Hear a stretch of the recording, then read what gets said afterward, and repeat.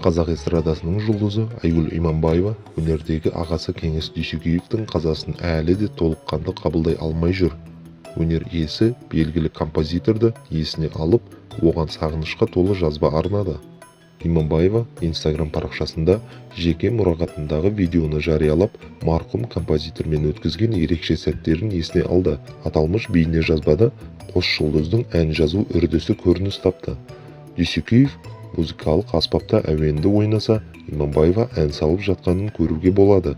Эстрада жұлдызы марқұм ағасының аманатына қиянат жасамай, алдағы уақытта ақыры шығып үлгермеген өлеңді жазып аяқтауға уәде етті.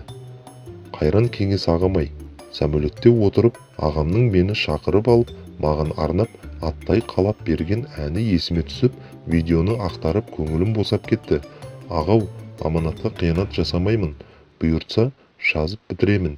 Иманыңыз саламат болсын. Композитор Кеңес Дүйсекеев, деп жазды Айгүл Иманбаева. Желі қолданушылары шоу-бизнес жұлдызына барынша қолдау білдіріп, мықты болуға шақырды. Өте жақсы кісі еді. Дұрыс, әнін жарыққа шығар, ел жұрт естісін. Ұлы адамдардың шығармаларын шаң қаптыратын да, саф алтындай жарқырататын да өздеріңсіңдер, аяулы жандар. Қайран аға, алаң болма, жер бетінде Айгүлдердей адам бар да, деп жазуда олар.